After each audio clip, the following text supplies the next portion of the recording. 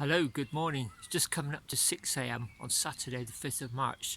I'm just setting out for my hometown of Bath on a 200-kilometre DIY ride. It's not an official DIY Audax, although I do intend to ride it as one today. I'm going to explain why later on, and also more about the route later on, but in a nutshell I'm just heading north, doing a circuit of the Severn estuary. In fact, I'm going north from my hometown of Bath to Tewkesbury, crossing the river Severn, and then coming back down the other side of the river, the Severn estuary, through the outskirts of the Forest of Dean, Chepstow, back over the Severn Bridge, then retracing this first section along the Bath to Bristol bike path back to Bath.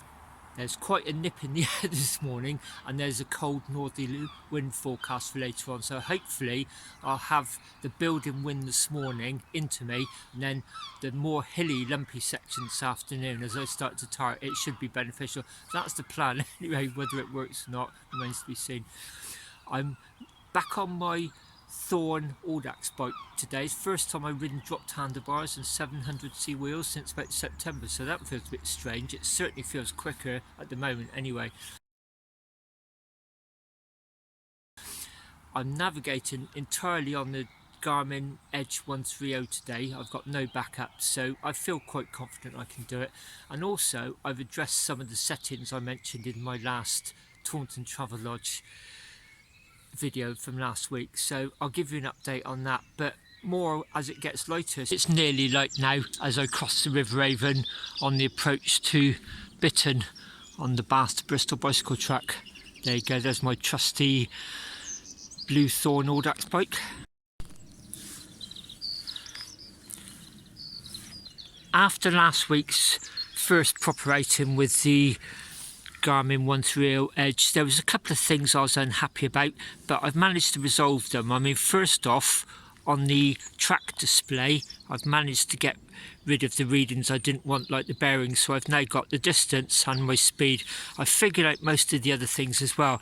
And this morning, I'll explain to you why they're so important to me. I did say I just really use the Garmin for logging my rides and also for navigation, but what I discovered in the early years of using it was you can use it to motivate yourself in some pretty powerful ways, and I'll try and explain those. A big part of long distance cycling is dealing with all sorts of conditions, inclement weather conditions, good weather conditions, hills, flat, headwinds, tailwinds, that sort of thing. You know, the worst combination is going to be poor weather in mountainous terrain. So, you know, I'm human just like everybody else. I have my ups and my low points, and I've found there's a few strategies you can use to get yourself through those low points, and the Garmin Edge plays quite an important part in some of those. I'll explain as the day goes on. It's now 8:05, and I've just stopped in the Vale of Berkeley to take a couple of layers off. It's warmed up quite nicely now. So the A38 is over there, heading up towards Gloucester. I'm going to take these lanes and then rejoin the A38 at Slimbridge, head up through the outskirts of Gloucester, and then rejoin the A38 north of Gloucester up to Tewkesbury. That section's not too busy. Then just north of Tewkesbury, I'll turn left, cross the River Severn, and then start coming down the other side of the estuary, right over there a few miles. So on the other side of the Severn estuary, quite hilly through the Forest of Dean, and then heading down eventually into Chepstow, climbing up, and then going over the Severn Bridge, and fairly much retracing the outward leg back to Bath.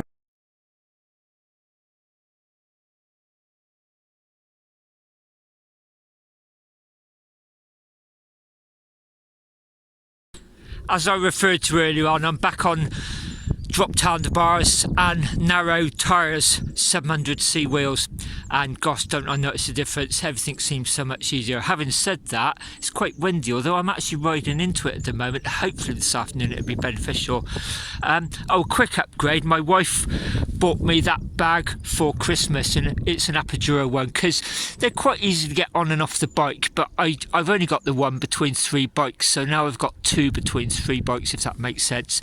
She bought me that and the Paradise panniers. I said last week she bought me the Garmin Edge for Christmas. She didn't. She bought that for my birthday, which was back in February. I'm now in a bus shelter just north of Gloucester. I'm on the A38, you probably hear the traffic zooming by. It's not as bad as it sounds actually. I'm heading up about another 7 or 8 miles to Tewkesbury, then about a mile north of Tewkesbury, across the River Severn, and then you start coming back down on the other side of the estuary basically. So some thoughts about the Garmin 130. I know I went on about it a lot last week, but there was a couple of issues I highlighted with the settings. Well, I've resolved those. I'm very happy with how it's running this morning. First things first, the battery. I'm just giving it a top up a charge. When I stopped here, I guess I'm over a third of the way. I'm about 48 miles. So between a third and a half of the way. I checked the battery and it was 55%. You can see I just plugged it in, it's back up to 56. So I don't think it will get through a whole 200 without needing recharging. That 15 hours, I don't know where that's coming from. Just crossing the River Severn north of Tewkesbury, you can see it's flowing quite high, and as so often happens after a lot of rainwater, there's a lot of the fields are flooded across there. So we're going up here a mile or so, and then we turn off left, start our long trek down. But in the distance you'll see the Malvern Hills. Fond memories of those.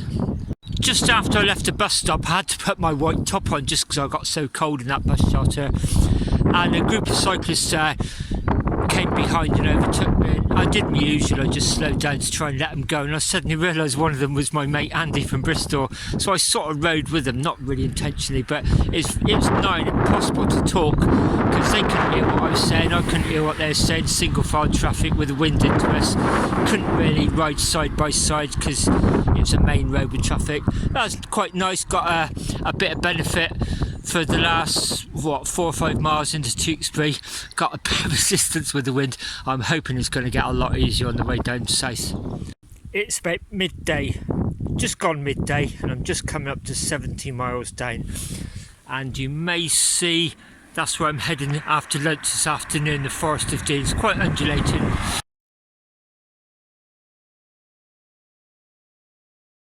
I'm going to deviate off my planned route a little bit down here, so let me try and explain why that is. I'm going to go down past all those cloches, and then you join a road coming into Newent just by an old dismantled railway. You go up to some traffic lights. I quite often go across them down to the town and then back up, and then as if you were going right at the crossroads, and that's quite a busy sort of old B road, and it's a bit of a drag up there before you drop down and then turn left towards Forest of Dean. But I found that road was closed on a 300 last year, and I did my usual. I went down to Newent, grabbed myself some food. I was having a snack, and I said to a local cyclist, you know, can you avoid that, or will I be able to ride through it? And he said, it's easy to avoid, mate. Just carry on through the town, bear right, and there's a minor road that will avoid most of that B road and join it just before I want the turning. And that's what I'm going to do. In fact, that's probably what I'd do in future. If I'd thought about it before today, I'd have actually tweaked the GPX route actually to take that in. That's one of the reasons I like riding a lot of these 200s, is what I call them DIY randonnées. They're DIY Audaxes in all but name. I'm sticking to the time allowance. I've calculated it myself. In fact, I'll explain how to do that at lunch. And I can just tweak them if I fancy it. You know, I don't particularly want to become a Jobsworth sort of thinking I've got to stick to that route. If it's an official one, I would, because they give you a lot of leeway. If you're forced off the route and you explain what happened, you know, they'll accommodate that, but they don't really like you deviating from the route, and I try not to as well.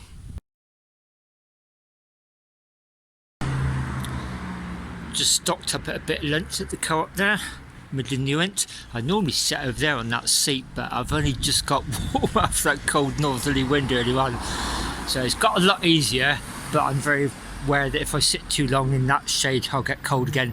So that's the detour I took back in last spring, I think, on the 300 up there. I was forced up there because of a road closure, and I realised that's such a good little bit of road actually, so I've just come across the crossroads down there here, so instead of going back up to the crossroads and turning left, I'm going to head that way, and it'll join that B road. after all the nasty up and down bit, and then I won't be on it long before I turn off left towards the Forest of Dean. Anyway, bon appetit. Had a nice lunch in Newent, and now I'm on the lumpy section between Newent and Colford in the Forest of Dean. In fact, I'm approaching near the top of the last big climb. I've dived in this bus shelter to get out the wind, so hopefully no wind noise. You may hear one or two cars zooming by though. So an update on the 130. I've got it on paused ride at the moment, so you'll see is that saying 68% battery left. There's a strong Bluetooth signal. The phone symbol is confirming it's synced with the phone, plus the times on there, 2:36. I'll show you what I've managed to do this week. So if I restart it, there's the track. Once that arrow goes, I've managed to get rid of the bearing, so I've got total distance and my speed, even though it's saying 1.6 and I'm stationary. I did say quite a few times last week how difficult that compass is to read. Well, I've sorted that. Let me scroll down. So the right hand side buttons are up and down scrolls. So let me just scroll down and show you what I've got. Look at that baby. Big compass. So the arrow's always pointing forward. It's just a dial that turns, so it's telling you at the moment I'm sort of facing south, between south and southwest. So that's great. Then if I scroll back up, there's the route. And if I scroll up one more page, there's my data page. That's what I really wanted.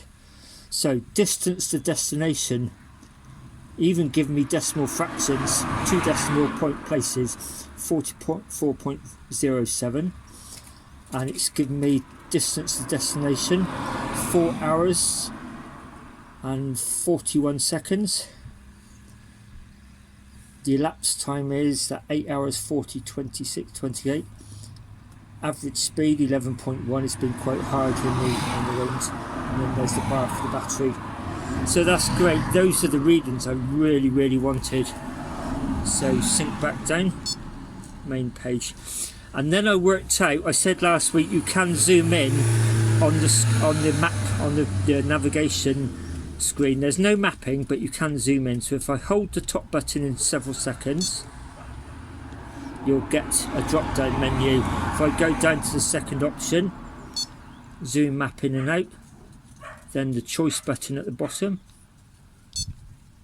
and there you see I can zoom in and out. That's if I ever get lost. You can also sync it to move it left and right and up and down. I don't really want to play around with that too much. That really is just an option in case I go off course. Now to revert back to the main menu, press the bottom left hand button. So there you go. I've learnt quite a bit this week. Those two data field readings, I'll maybe describe on another ride why those are so important.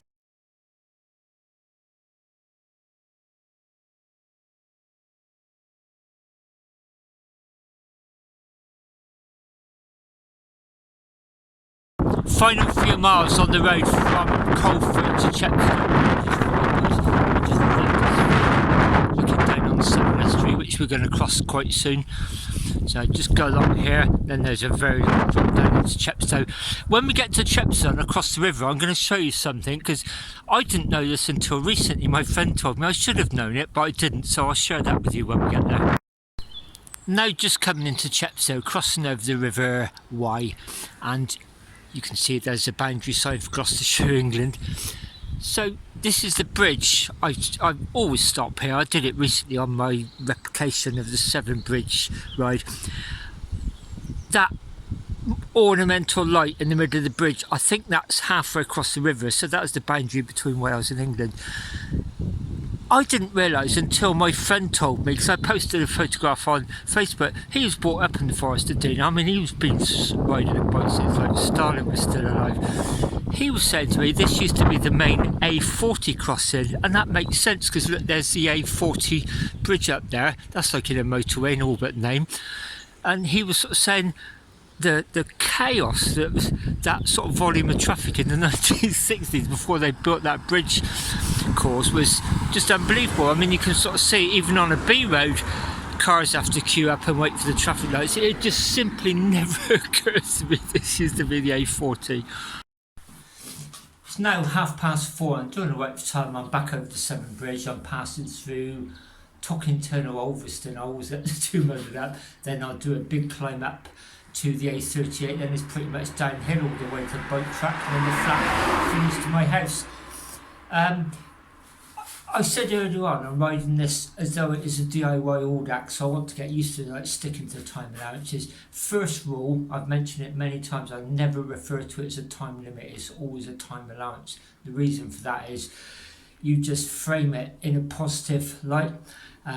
An allowance is working in your favour, it's an asset. A limit is a liability working against you. I know it sounds trivial, but just by slightly altering the context, it can have a massive effect on your mindset.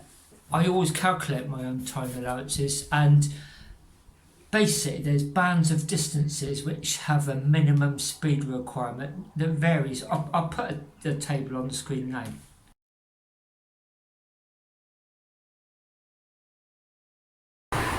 You'll see that today's 200 fits into that minimum speed requirement would be 14.3 kilometers per hour.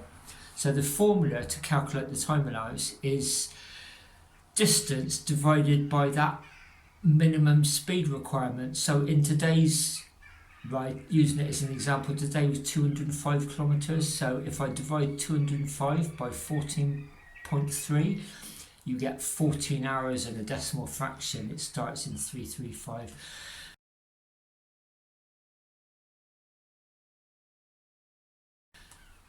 How you calculate that decimal fraction into minutes, you simply, what I do is I just take the first three digits, I think in this case it's 335, and you just multiply that by 60 because there's 60 minutes in an hour, and that comes up as 20 minutes. So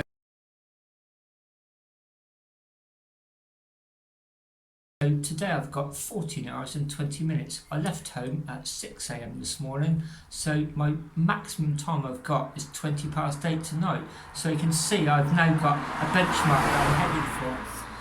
And how the reason I find that estimated time to go, it allows me to do those calculations on the road. Like now it's sort of saying I've got less than 2 hours to go, so, and it's 4:30, so that means I'm going to finish at 6:30. I've got about 2 hours in hand, so you can sort of see. And I do it all the time, even on the shorter distances, because when I do hit the wall or I go for a really bad low point, there's a strategy I use to get myself through that, and doing those calculations is a major part of that. First up, a bit of a disclaimer and a caveat. I'm not qualified, but I have read a lot of neuroscience the last several years, and I've done a couple of online courses at top universities. I'm not qualified, I don't want to be. A tip I got from a neuroscientist was, whenever you have negative thoughts, and that's exactly what happens when you hit the trough or a low point in something like an Audax, whenever you have negative thoughts, try and flip it into a question. An example in Audax would be, instead of sort of thinking, I'm going to miss my cut-off time, am I going to miss my cut-off time? And you can start using those calculations. Why is that so important? And what it does is, it increases the activity in the reasoning centres of the prefrontal cortex and reduces activity in the amygdala. That's basically the brain's burglar alarm. I don't want to get too technical, it sounds like a biology lesson otherwise, but there's been studies have shown several, I'll drop a link to one of them in the description below, but what they found is the actual increase in activity at the front correlates exactly with the decrease in the amygdala. So basically you're reducing your chance of activating a stress response.